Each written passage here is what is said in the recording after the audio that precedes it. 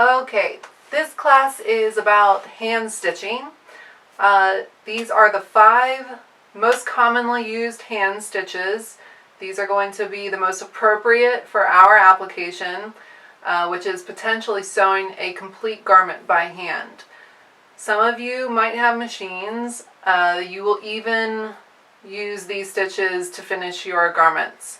So these are important for every person in the class, whether you're doing a complete garment by hand or if you're using the machine to do foundational stitches. You're still going to need to finish your hems, facings, or potentially zippers by hand. So yes, these are going to benefit you the most out of any of the stitches. So I've picked 5 for you girls to do. We're going to start with a basting stitch, then a running stitch, moving into a back stitch.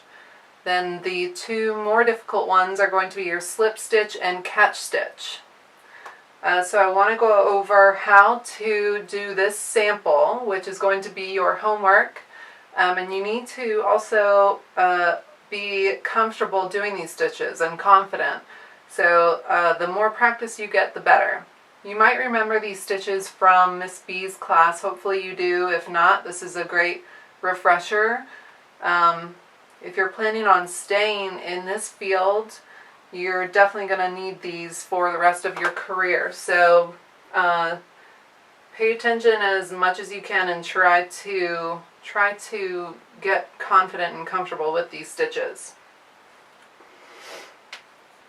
Okay, first off, to get your sample, you're going to need some sort of fabric that is either actual muslin or similar to a muslin.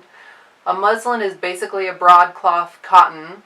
It's like the plain weave cotton quarters that Joann's has for quilt making. If you're familiar with those, you can tell it is a balanced weave if you look at the warp and the weft, meaning the yarns that run up and down with the selvage, that's your straight grain, or your cross grain, which is your weft threads or yarns. They are evenly thick as far as the gauge of the yarn. So you'll see a balance in the thickness of the yarns going crosswise and straightwise. And you will see only one thread in each movement of the weave. So that's what they call a plain balanced weave, is this very simple cotton broadcloth, okay? This is going to be the easiest to work with. So hopefully you have muslin to do this with. Otherwise, just use fabric that is most similar to this, okay? So look at it closely. You can tell also that it is a plain weave if it is relatively easy to tear. This is also how you can get the squares of fabric that you need and the size that you need. So if you make a little cut, a little incision on the side of the fabric where you want it to tear, it should easily just run down that same space in the weave. Okay? And that ensures that you have the same measurement all the way across. So tearing is a really good way to quickly and effectively get the right measurement that you want. Also, when you're doing this sample, you want to block your piece of fabric, meaning that sometimes when a fabric is folded up or on a bolt, it will get askew. The yarns and the grain of the fabric gets a little bit off. So the way you do that is first absolutely remove the selvage of the fabric. This is the part that is on the edge of the fabric, and it's a little bit thicker, usually denser, maybe even a different color, but it runs along the straight grain of the fabric. This is how they get the width of the fabric. Say you have a 44-inch width fabric, that's the measurement in between selvages.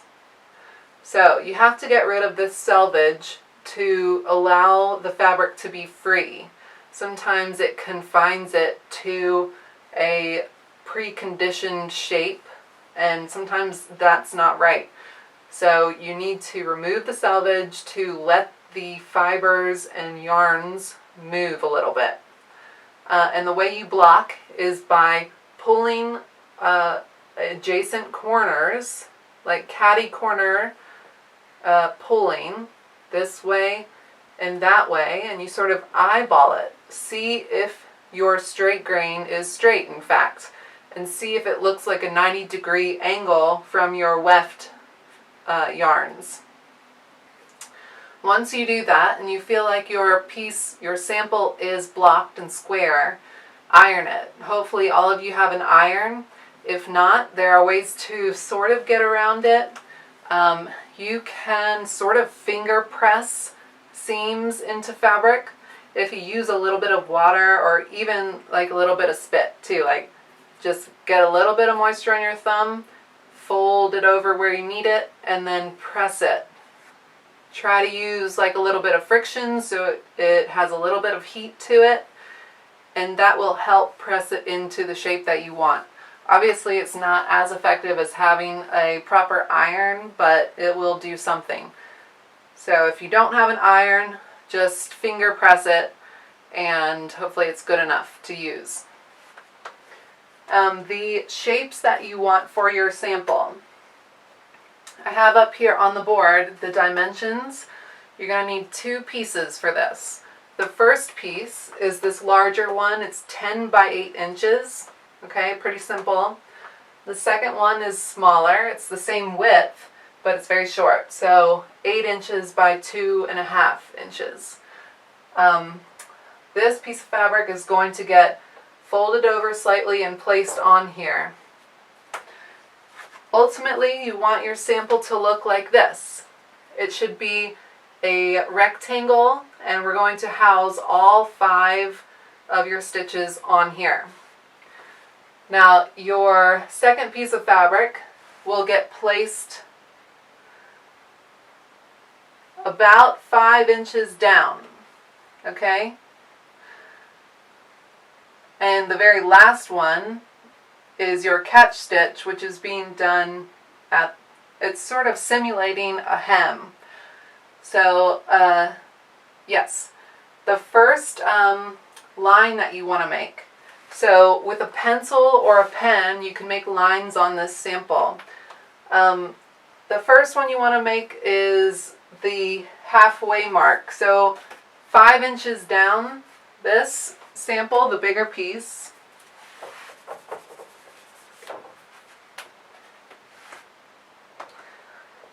And I don't know if you guys have used a pencil to make straight lines on your fabric before, but if you have a plain balanced weave cotton and a relatively sharp pencil, regular pencil, not a mechanical pencil, you can sort of place the graphite of your pencil in between the threads, and it will travel along those threads. So if you have your fabric on a table and you've got tension on the fabric, say you can put it between 2 parts, like 2 fingers or something, run that graphite right down the line of those threads, and it will travel exactly on those threads without moving or jumping threads.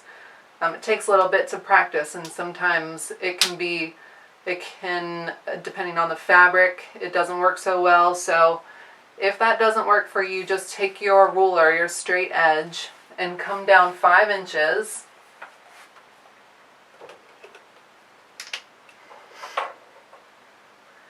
And draw a line all the way across.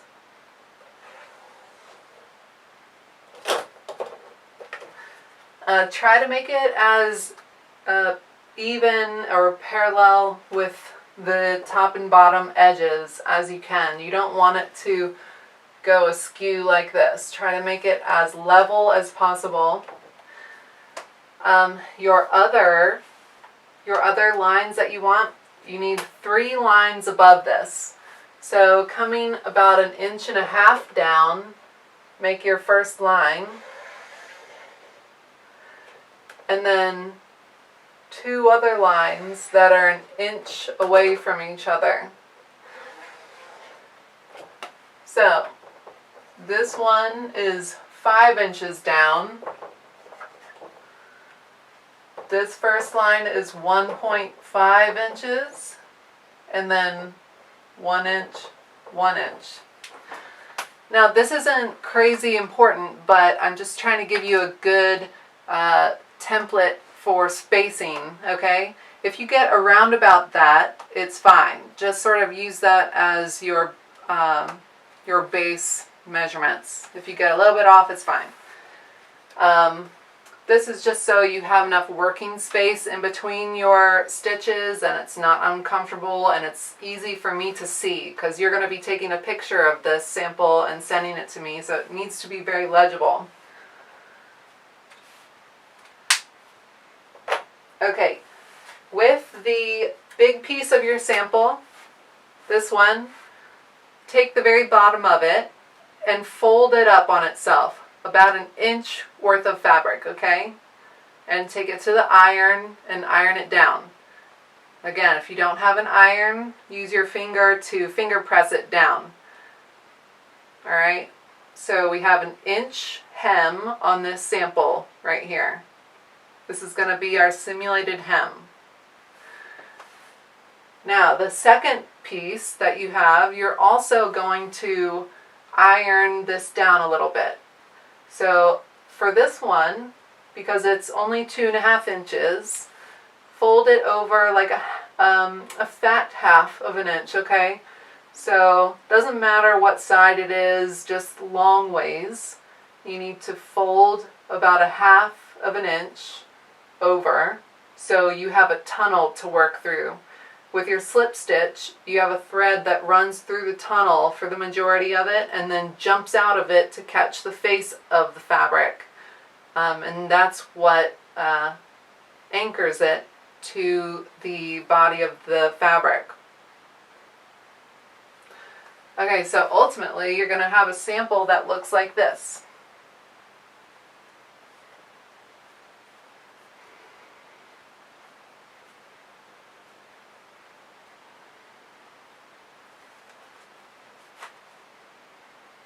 Okay, so 3 stitches at the top, your slip stitch with the second piece of fabric in the middle, and then the bottom has your folded up simulated hem at the bottom, okay? So hopefully that was easy to see. Okay, let me just run through really quickly the stitches that we're going to be doing. And then the second part of the video will be the actual demo of the stitching. Okay, so firstly, your basting stitch. This is a very large, quick, temporary stitch, okay? It's even, it should be as even as possible, meaning that you can see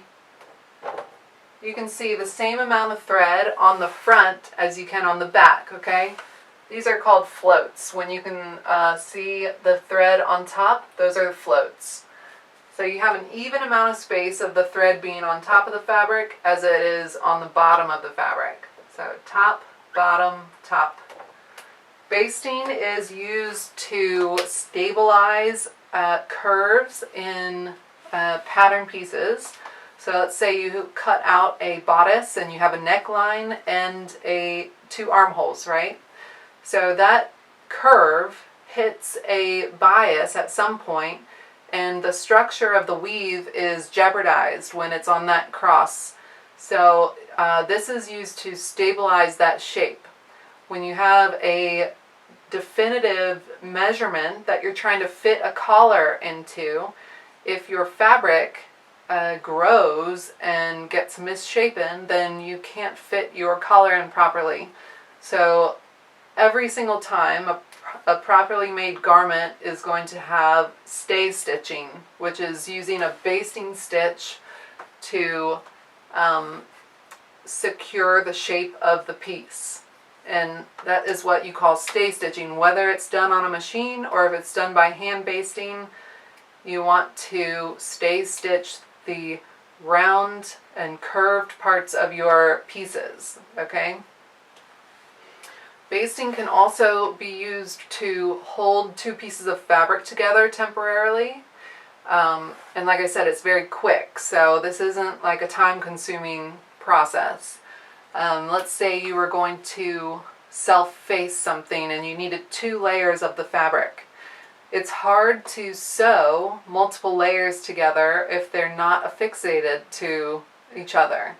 So what people will do is give it a quick temporary basting together, and then they act as one piece of fabric. So you can take 2 layers of fabric and baste it all around each other, or all around the edges, I mean, and it will act as one and not flop around and try to move around.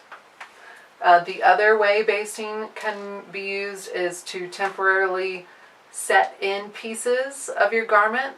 Say you wanted to test out a sleeve or a collar in your garment, you can quickly baste that piece in to see if it fits properly and it lays and drapes well. So that is a temporary way you can pop in a piece of your garment, and it doesn't take too much time, and you can just pull it right out when you're done. Next is the running stitch.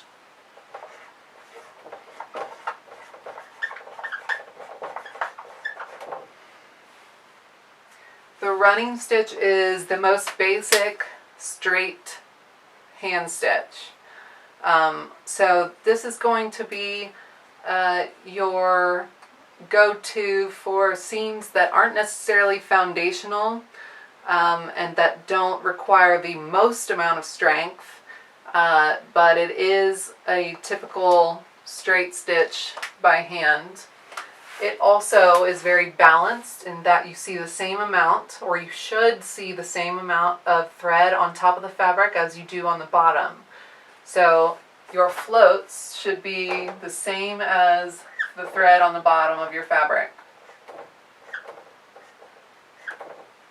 So pretty much it looks like that. It should be, obviously this is blown up for this purpose, but it is much more condensed. The smaller you get and the more condensed your stitching is, the stronger it is, okay? This is a pretty quick stitch as well because you can do multiple stitches in one movement. And I'll show you guys how to do that in the demo, even though when you take your time, that's when it's going to look the best. So I suggest you take it slower while we have the time to do that, and while we're at home, you can just take your time and make it perfect, right? So the third one is the back stitch, which is very similar to the running stitch. We're just adding another step to it to reinforce it pretty much.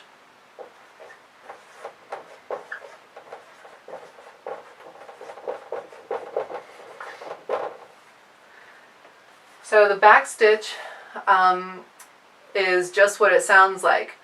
You are going back part of your stitch that you do. You make a regular stitch and then you move back a little bit. And there are different degrees of this back stitch. So you can have like a quarter back stitch or a half back stitch, full back stitch. And so basically it looks like this. You'll make a regular stitch and then you'll travel back a little bit and you'll move forward and you'll travel back a little bit, then you'll move forward and you'll travel back. So when you're looking at your fabric or the stitch that you just made, your seam, it's going to look a lot like a machine stitch because you will not see any break in the thread on the top or the bottom. You have a continuous line of thread for both sides, the front and back. This is the strongest one that you can use. You should be using this for any foundational seam that you have in your garment.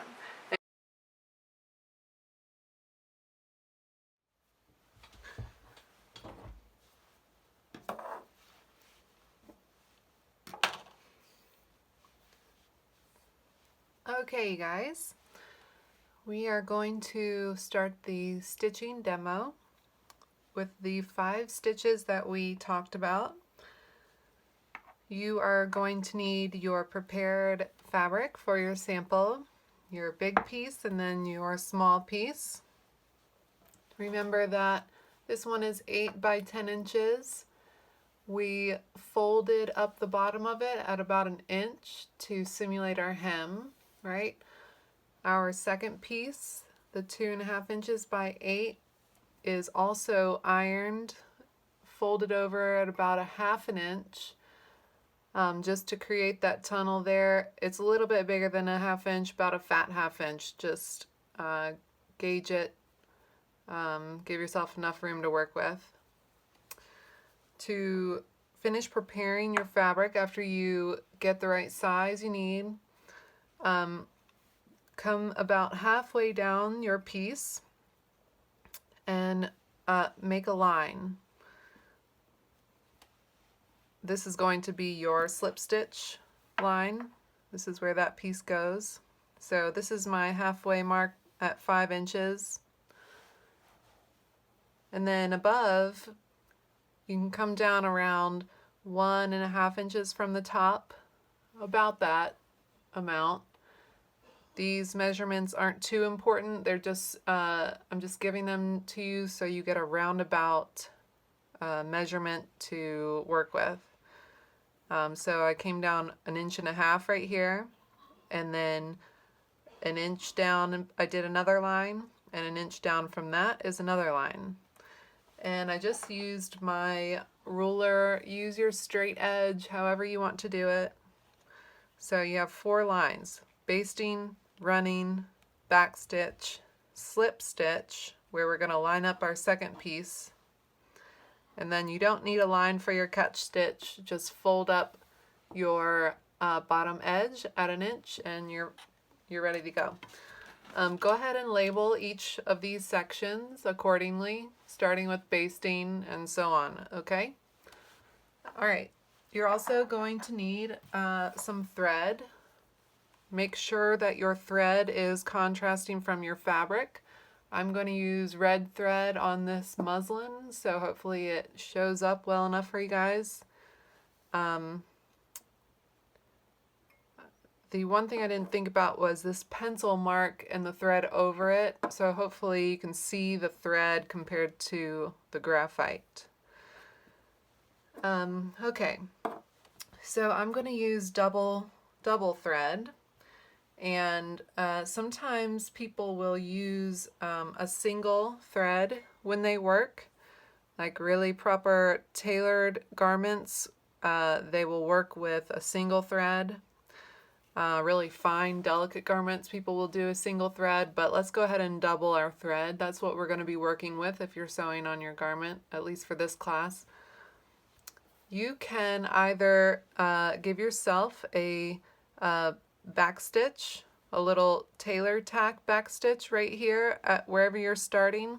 If you're right-handed, start on the right side. If you're left-handed, start on the left side. It's going to just be easiest. I went ahead and instead of doing a tailor tack right here, which is taking a tiny amount of fabric, going through,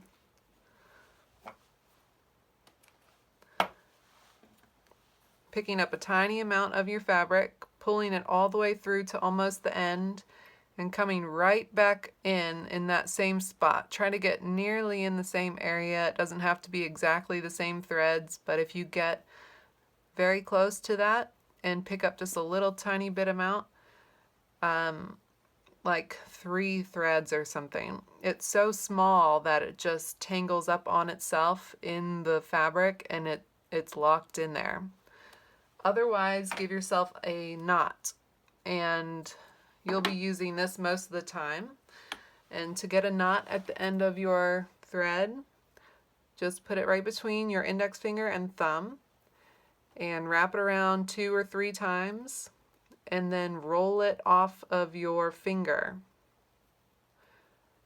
Pull that whole tangled roll to the end of your thread and it will form its own knot, okay?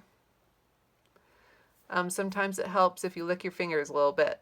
So if you just put a little moisture on it and then wrap it twice, roll it off your finger, and pull that whole tangled mess to the end of the thread. And there you have a knot. You can cut off any extra tails that you might have if you want to clean it up. Okay, let's begin. Starting with the basting stitch. Remember, this is a big, loose stitch. It's very quick and it's temporary. This is going to be used to stay stitch anything. Stay stitching is where you want to put a temporary thread on the very edge of your fabric piece so it helps maintain the shape of your piece. If you have a curve for an armhole or a neckline, it is on the bias at some part of the curve, and the weave is very jeopardized in that area. So it will loosen, it will elongate, it will get misshapen. So people will put a stay stitch, and you can do that by hand with a basting stitch. Otherwise, you use a very loose stitch on the machine. Okay, starting with the basting, you want it to be even, meaning you can see the same amount of fabric on the front than you can the back. And I just did 3 stitches in one, running my needle through it. But see how big that is? It's almost like a 1/4 inch every time the thread floats. So this would just be 1 at a time, right? Or you can load your needle up as much as you want. So let's say I wanted to do a bunch at a time. I would just, using the same measurement, about a 1/4 inch, I would just put my needle and place it in the areas where I want it to enter the fabric and exit the fabric. So if you do it that way, that can be very quick. Okay, so that is basting. That is the simplest one we will do. This is not meant for any any foundational seams of your garment. This will not hold well. It's not strong. It is meant to be temporary.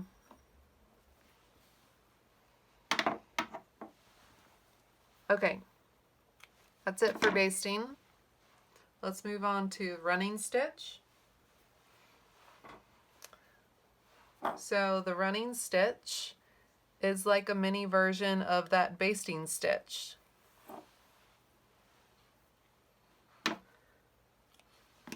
And you can use it for foundational seams of your garment, but I wouldn't recommend it. I would use the next stitch we're going to do for that. If you make your running stitch very, very small, it is probably strong enough to be a foundational stitch, but still I would rather turn to your back stitch for foundational ones because it's much stronger than the running stitch. So running stitch is going to be just a smaller version of this basting stitch. You want it to be as even as possible again. So starting out with 1 at the very first, you're basically trying to be as small as you need it to be.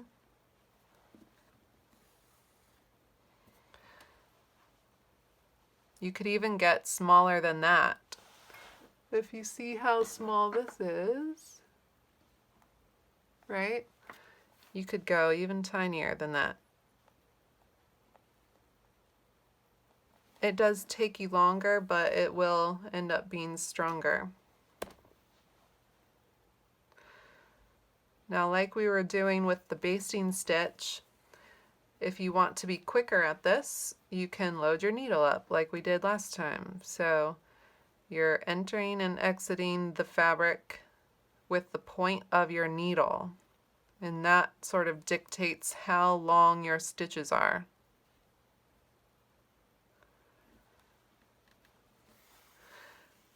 I need you guys to be very intentional with your stitches. If it takes you a little longer, good, that's fine. You need to get comfortable with these stitches and very confident with them. And right now, given our circumstances, we have the time to take the extra care, okay? This is going to make all the difference in your garment if you just be very careful and intentional with it. Okay, so that's a running stitch. It's just a straightforward straight stitch, okay?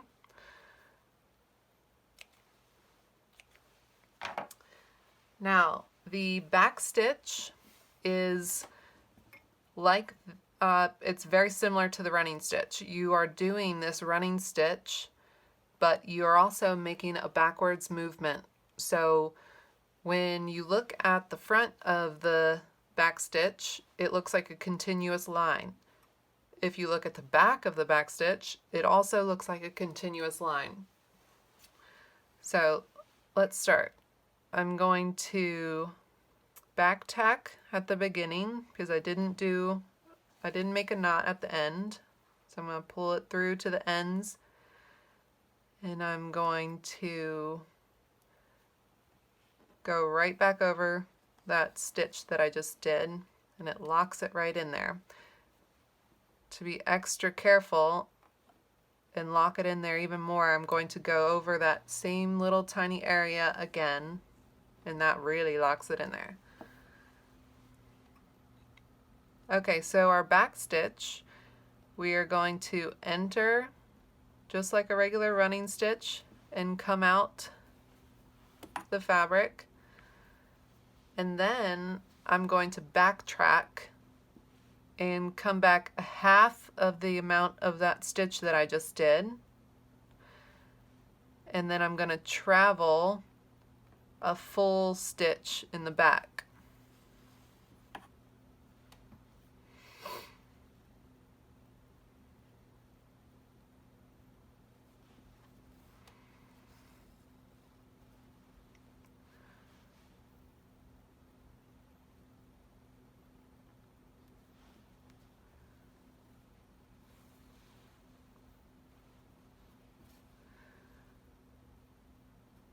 So you want to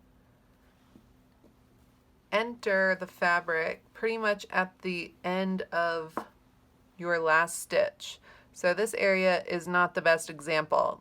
So disregard that area right there. This is starting to be a back stitch. So look at the how this is acting.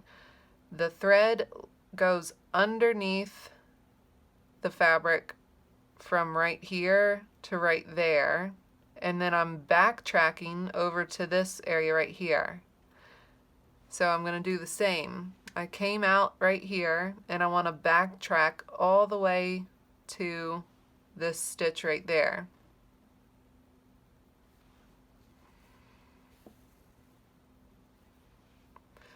I'm going to do the same. I'm backtracking all the way to the end of that thread, and then I'm traveling further in front of that guy. I'm traveling underneath the fabric further than that last one. So I'm out of the fabric. I'm ready to make my next stitch.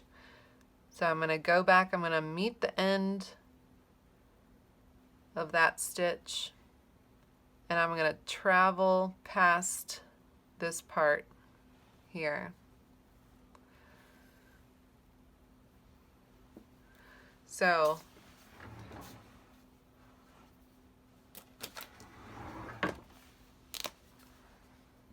if you're looking at it sort of from a cross-section view, I am making a stitch that is like this.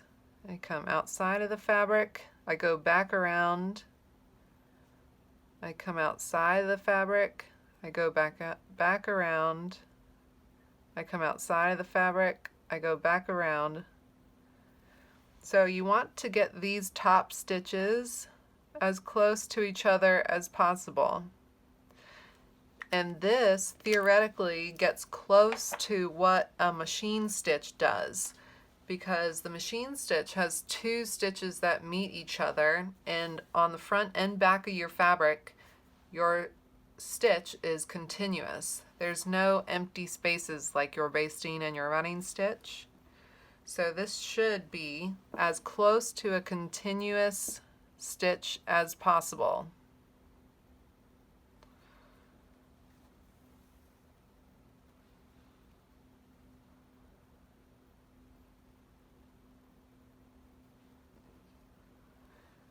And it will take a second. It will take a second for you to get the hang of this and get all of the spacing right of this. You do want it to be smaller. This is bigger than it should be, but for demo purposes, it's easier to see if I do it like this. You want it to be as small as this, so your stitches are very tight. Everything is really strongly put together.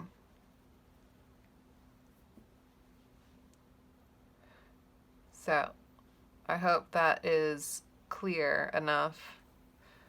But yes, this is the strongest foundational stitch that you can use putting your garment together.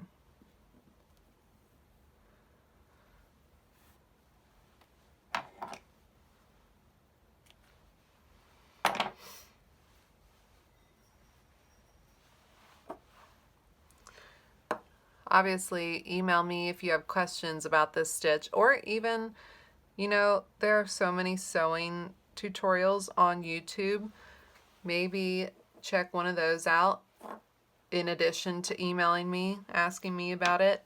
See if somebody else, a different sewer, can explain it better than me in different words. That's totally fine if you do that.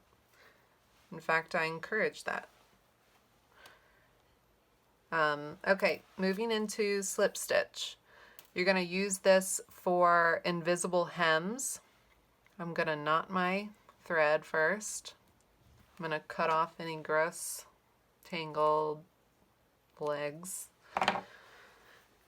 Okay, say we had a hem that was folded on the double, and we needed to hold that hem up, and it needs to attach to this face of the fabric, but there's no lining to sew it to, so we have to actually stitch into the face of the fabric. And we don't want the stitch to show, so we're only going to take a couple threads.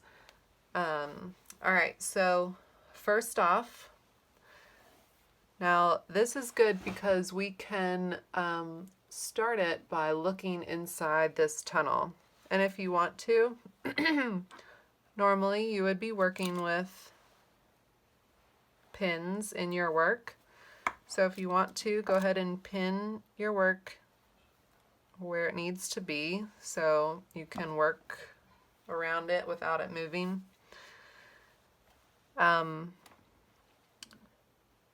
So we can see right inside this tunnel, and I've lined my crease up with my pencil mark. Again, if you're left-handed, you're going to be working from left to right instead of from right to left. It works all the same, you just have to reverse everything. So what I want to do is hide this ugly looking knot right in the tunnel so nobody has to see it. So I'm just going to open up this, and I'm going to put my needle right in that crease so it sits there and just lives there. Now I'm going to secure my layer to the face of my garment or project. I'm going to pick up just a couple of threads right where that fold hits the other side of the project.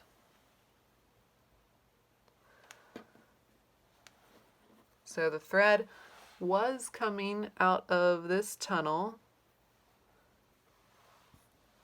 and then I just connected it to the other side by picking up a few yarns of the fabric, okay?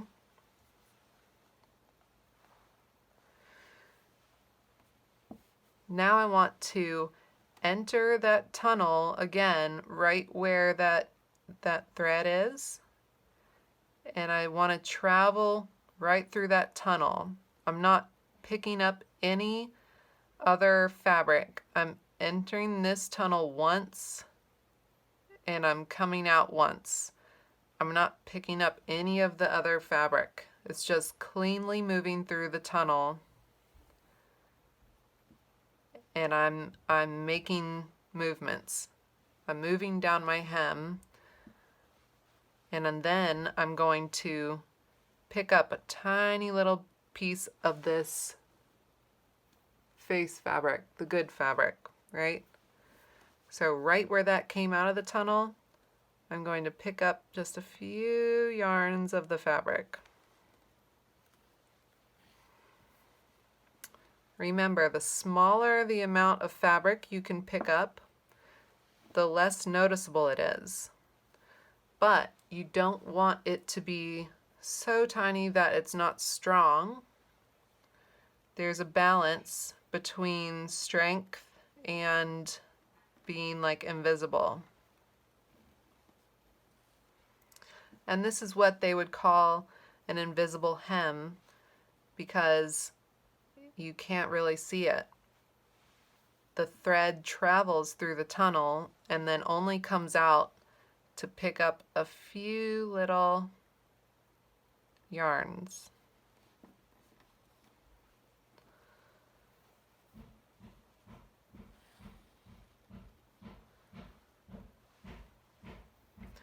I'm not going in two directions. I'm only going in one direction. I'm traveling right to left through the tunnel,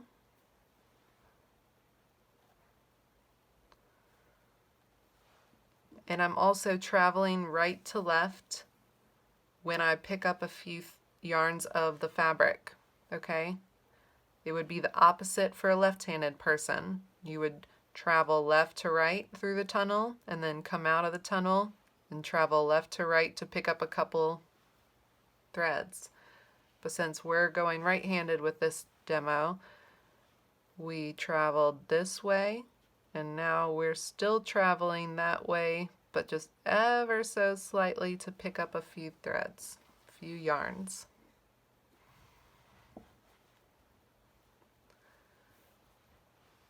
So I'm going to enter that tunnel right there again.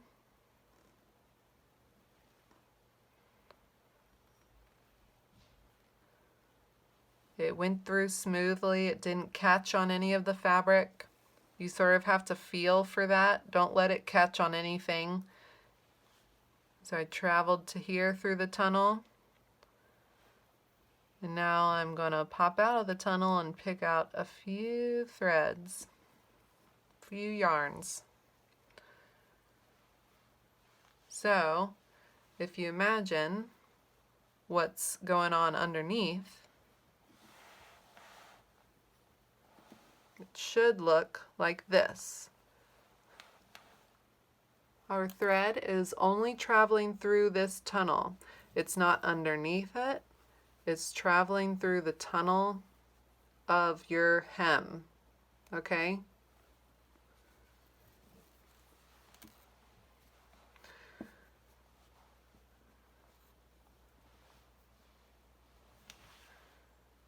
This stitch can be used for anything where you want it to be nearly invisible, okay? Like applique, patch pockets, anything that you want to have like an undetectable stitching. So one last time, I'm going to enter the tunnel of the hem,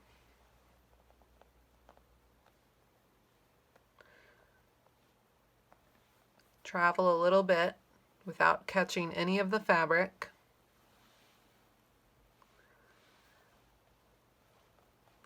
come out of the tunnel, and right where I came out, I want to pick up a few yarns.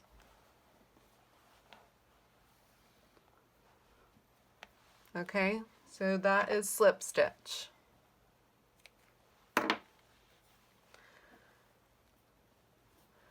Now, lastly, catch stitch. It is the hardest. Personally, I think that was the hardest, learning that. But it's not too hard. Also, I think I told you guys in the last video maybe that all these stitches were traveling in one direction. This is the exception. If we're doing a right-handed demo, and we went from right to left the entire time, we're actually going to be traveling from left to right this time. So remember that. If you are left-handed, it's probably going to be easier for you to go this way. But, you know, test it out. See what's comfortable for you.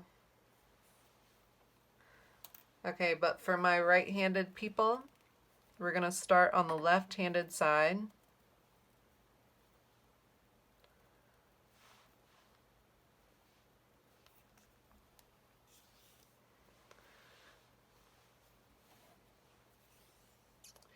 And remember, so this is our simulated hem, okay? And it's a raw edge. Remember that I said that this zigzag stitch is good for keeping a raw edge from fraying. So that's what we're doing here. If you don't have a lined, garment and you are trying to keep this edge from fraying, but it also needs to be hemmed, you would use this stitch. Okay, so I'm going to hide the knot, the unsightly knot, underneath the fabric. So on the bad side of the hem, I just stuck it through, and it's going to live on the inside now forever. And the size of this stitch varies. It's pretty much whatever you need. We're going to use that tiny back stitch movement that we did a minute ago. So we're going to be stitching this direction. So we're going to be taking little yarns this way, but our stitch is going to move this way. So it's a little bit counterintuitive, and I think that's why it's hard for people to learn. But okay, we have our thread anchored in our project, and I'm going to make the first stitch. We're basically moving up and down, up, down, up, down, up, down. Okay, so my first stitch, I'm going to go up. I'm going to take a few stitches, a few yarns of this fabric, not a crazy amount.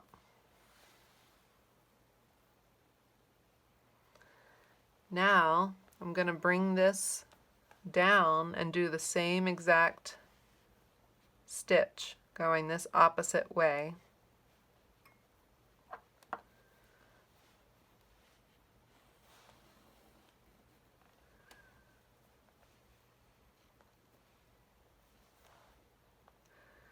So it's pretty simple once the technique like sets in. It's pretty simple, but at first it can be confusing. Okay, so see how our stitch went this way,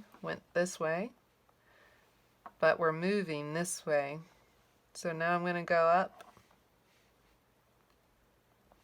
take a few threads,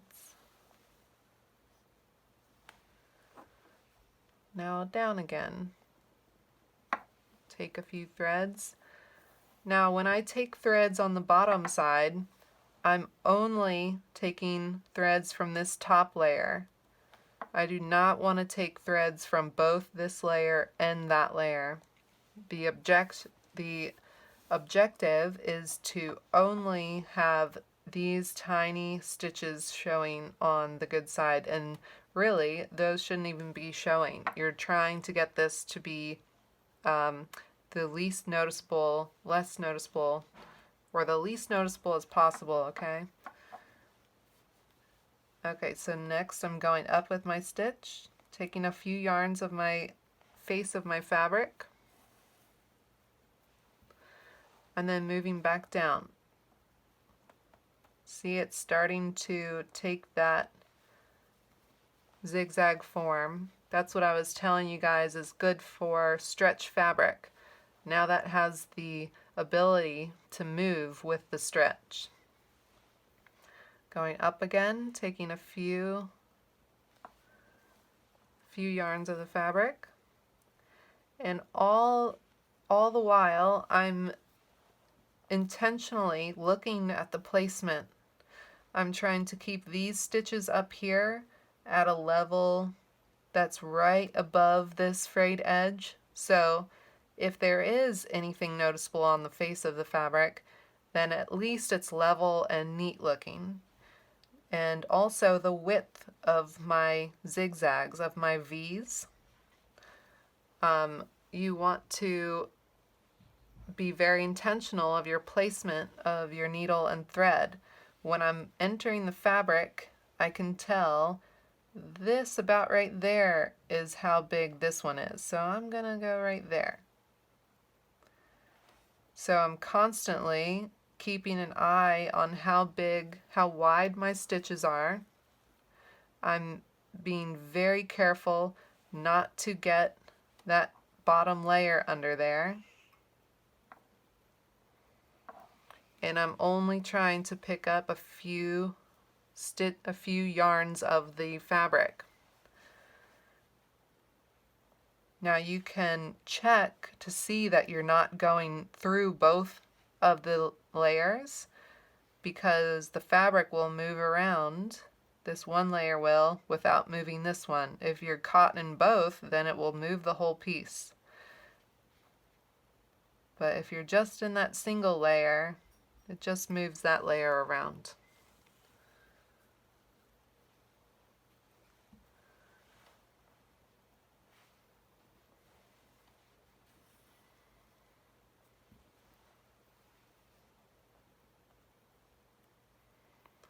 Hopefully you guys remember these stitches from Miss B's class. Then it will be a little bit easier. And I know it's not as easy to learn this virtually over being in class doing it together, but I'm here to answer any questions, and hopefully I'll get better at making videos for you guys. Haha, yeah, right. Anyway, so that's a catch stitch.